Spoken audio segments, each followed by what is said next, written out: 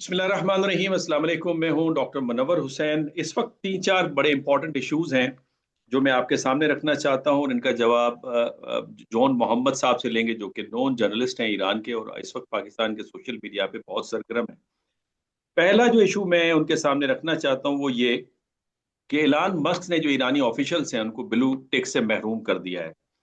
इसके अलावा अब्बास अराक्ची साहब, जो कि फॉरेन मिनिस्टर है ईरान के, उन्होंने एक पोजीशन अपनी वाजे की है कि जो अमेरिकन के मीडिया के अंदर एक मिसपरसेप्शन क्रिएट की जा रही है पाकिस्तान के हवाले से। उन्होंने कहा है कि हम पाकिस्तान के बहुत ही ज़्यादा मशहूर हैं और हमने इस्लामाबाद आने से कभी भी इनकार नहीं किया, लेकिन कंक्लूसिव और लास्टिंग पीस की बात होनी चाहिए। इसके साथ साथ ये भी कहा जा रहा है कि जो दुबई के ऊपर हमला हुआ था, जिसमें यूक्रेन के, अमेरिकन और दुबई के जो फोर्सेस के कमांडर्स थे, वो मीटिंग कर रहे थे ईरान के ऊपर ग्राउंड हमला करने के लिए। और इसके अलावा जो अब ईरानी कामयाबी से टारगेट कर रहे हैं मुख्तलिफ अमेरिकन एसेट्स को, वो टेक्नोलॉजी और कैपेबिलिटी ईरान के पास कहाँ से आई है, जहाँ पे F-35, F-16, F-15E, उनके अलावा एवॉक्स और जो ट्रांसपोर्ट तैयारे हैं, उनको उन्होंने KC-135 जो है उनको बड़ा बड़े प्रिसीशन के साथ टारगेट उन्होंने किया है। साथ में इस वक्त जो 95th वेव है, जिसका टाइटल कोड नेम रखा है या हुसैन इब्ने अली, उसके क्या असरात हैं, कहाँ कहाँ पे हमले हुए हैं। और इस वक्त सीरिया के अंदर बड़ी डेवलपमेंट है। सीरिया के अंदर जो एम्बेसी है यूएई की, वहां से उनका फ्लैग उतार दिया गया है। तो ये इन सारी डेवलपमेंट में बात करेंगे जॉन से। जॉन, पहले तो आपके वक्त का बहुत बहुत शुक्रिया। आई अंडरस्टैंड कि यू आर वेरी बिजी और 7 8 9 इंटरव्यूज आप लगातार दे रहे हैं और ये भी आपकी हिम्मत है कि आप कंटिन्यूअसली चल रहे हैं। पहले तो ये जो 95th वेव है इसके बारे में मुख्तसर हमें बताइए प्लीज। डॉक्टर साहब, थैंक यू सो मच मुझे बुलाने के लिए। हमेशा ऑनर रहता है आपके साथ बैठना। शुक्रिया। और बहुत अच्छी गुफ्तगू आप करते हैं। बहुत अच्छा आपका यूट्यूब चैनल मैं भी देखता हूँ। बहुत अच्छी बात और बहुत अच्छा तज्जिया आप देते हैं हर चीज़ के शुक्रिया। ऊपर।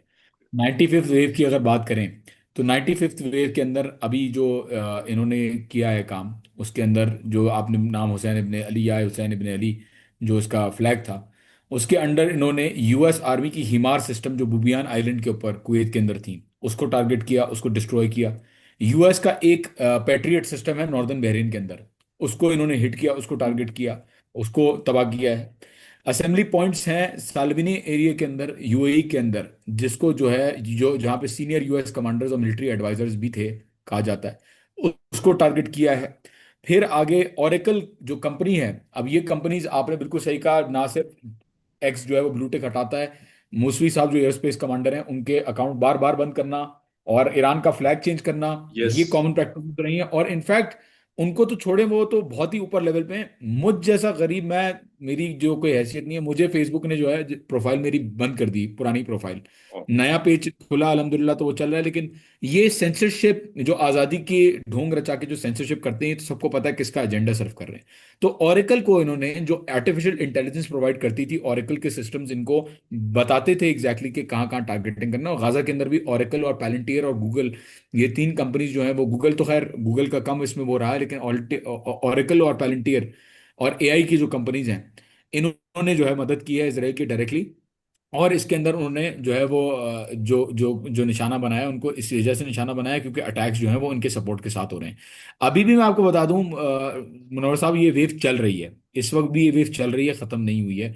और जिस शिद्दत के साथ ईरान हमले कर रहा है, बावजूद इसके कि इसका सब कुछ खत्म हो चुका है अकॉर्डिंग टू अमेरिका, नजर तो ऐसा नहीं आ रहा, क्योंकि इस वेव के अंदर नेवी ने बड़ी कार्रवाइयां की हैं। ये जो इसराइल के ऊपर अटैक्स हो रहे हैं वो तो अलग हो रहे हैं, उनको मैं डिस्कस भी अलग, वो बड़ा टाइम लग जाएगा। उनका एक पूरा जो है वो बहुत बड़ा उनका एक वो है कि कहाँ कहाँ अटैक्स हुए हैं तल अवीव के अंदर, हाइफा, अशदोद, अश्कलोन, मतलब ये you name it, all the places are there. लेकिन ये जो कार्रवाई की है अरब ममालिक के अंदर, जो बेसिस हैं और एसेट्स हैं, ये नेवी ने की है।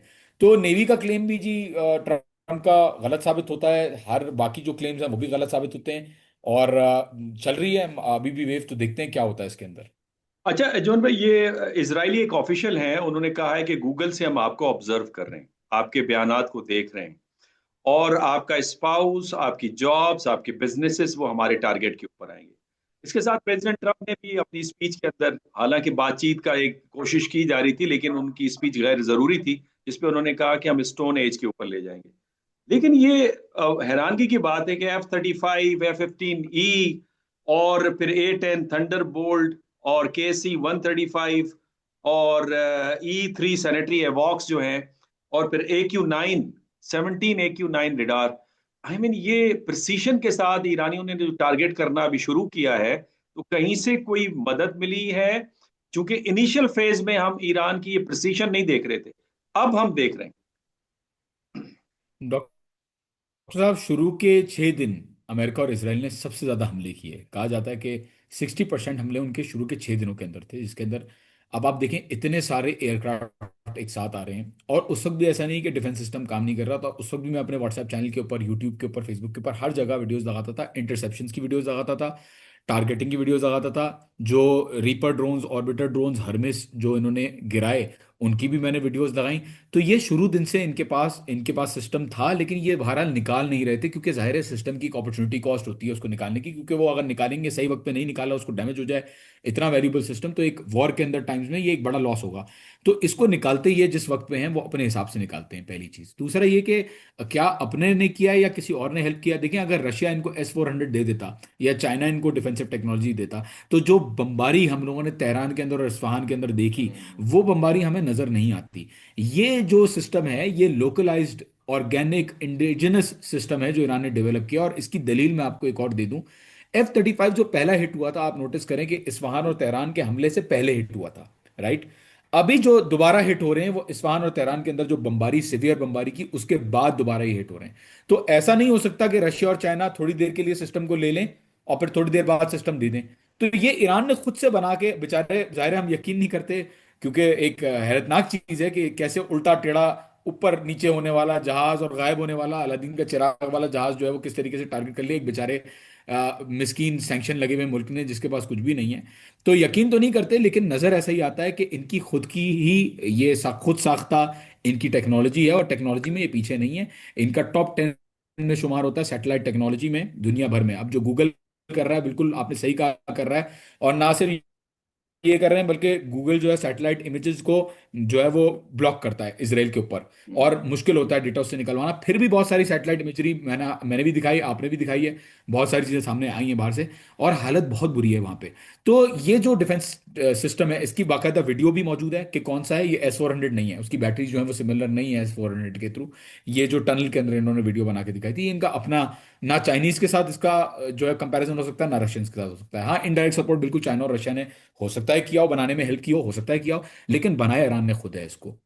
अच्छा जोन भाई, ये जो आईसीबीएम्स की बात चल रही है कि नॉर्थ कोरिया से गालिबन कोई 500 आईसीबीएम्स लिए, ये सोशल मीडिया पे बड़ी खबर सरगर्म है, क्या वाकई ये है? इंटरकॉन्टिनेंटल बैलिस्टिक देखिए, मिसाइल ईरान ने लिए?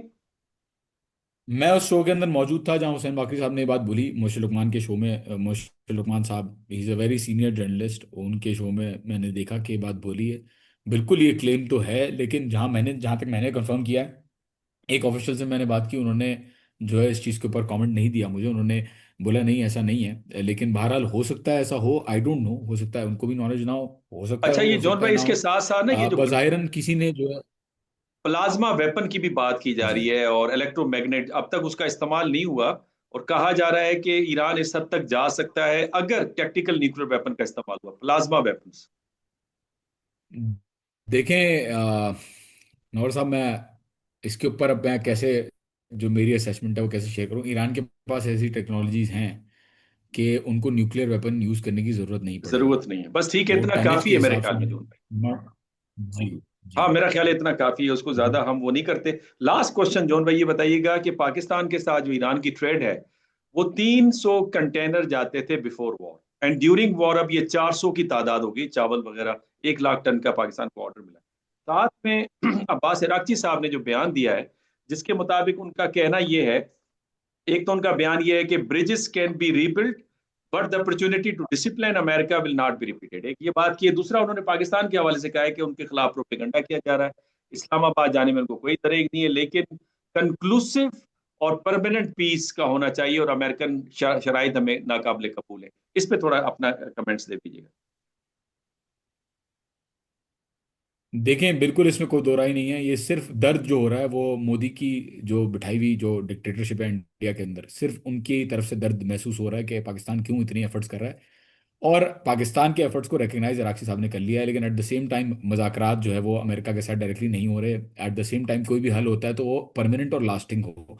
तो पाकिस्तान की कोशिशें बिल्कुल, हमेशा से मैं कहता हुआ आ रहा हूँ, ये अप्रिशिएट कर रहे हैं। पाकिस्तान ने एक अच्छा किरदार निभाया है। अच्छी बात है, कोशिश करते रहने चाहिए मीडिएशन के लिए। इसके अंदर दर्द जो है वो सिर्फ उनको हो रहा है जिनका मैंने जिक्र किया अभी आपको। दूसरा, जो कौन? आपने ट्रेड की बात की, दैट इज़ वेरी इंपॉर्टेंट। ये इंपॉर्टेंट क्यों है? और अमेरिका की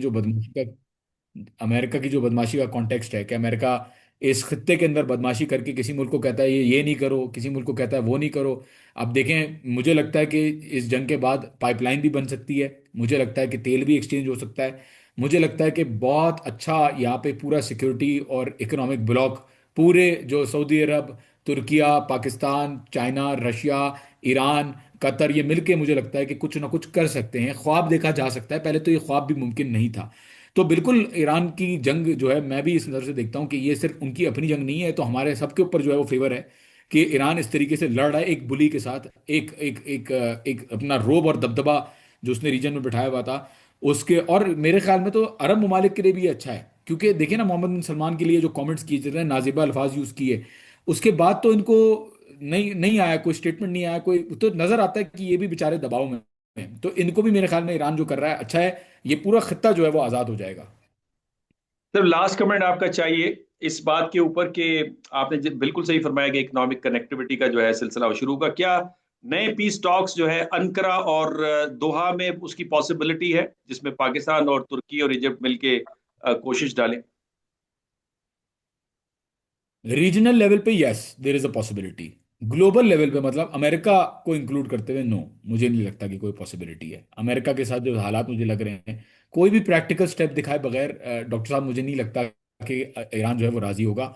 आपने देख लिया है कि ईरान ने तो सीज फायर को भी रिजेक्ट कर दिया। इतनी बड़ी सुपर पावर जो $1 ट्रिलियन खर्च करके भी इस जंग को, और कैरियर लाके और पता नहीं क्या क्या लाके, वो जो है वो नहीं कर पाई। B-52 bomber, B-2 bomber, B-1 bombers, हर चीज लाके वो नहीं कर पाई। तो मुझे नहीं लगता कि अब ईरान जो सोच रहा है कि वो जीतने की पोजीशन में है, मुझे नहीं लगता कि वो इस पोजीशन को लेट गो करेंगे। जब तक कोई परमानेंट स्टेप यूनाइटेड स्टेट्स की तरफ से नहीं उठाया जाएगा, मुझे नहीं लगता कि उनके साथ कोई बातचीत होगी डायरेक्टली या इनडायरेक्टली भी। मोहम्मद जॉन हुसैन साहब, आपके वक्त का बहुत बहुत शुक्रिया। नाजरीन, आपने मोहम्मद जॉन हुसैन की गुफ्तगू सुनी। इस वक्त पलड़ा जो है वाकई ईरान का भारी है, और ये सिर्फ बात मोहम्मद जॉन नहीं कह रहे, हम नहीं कह रहे, बल्कि जो अमेरिकन स्ट्रैटेजिस्ट हैं, इंडियन स्ट्रैटेजिस्ट हैं, लाइक परवीन साइनी वगैरह, उन सब ने, उनका सबका तस्करा है। बल्कि फ्रांस के जो प्रेसिडेंट गए हैं साउथ कोरिया में, और जो उन्होंने बयान दिया है कि तीसरा रास्ता, इसका मतलब वो अमेरिकन सुप्रीमेसी को चैलेंज कर रहे हैं, और मल्टीपोलैरिटी या ट्राइपोलर वर्ल्ड जिसकी मैं हमेशा जिक्र करता हूँ, उसका आगाज हो चुका है। आप अपने कमेंट से नवाजिएगा। सैयद मोहम्मद जॉन हुसैन साहब, आपके वक्त सर बहुत बहुत शुक्रिया। इंशाल्लाह दोबारा रब्ता करेंगे। इजाजत दीजिए, अल्लाह हाफिज।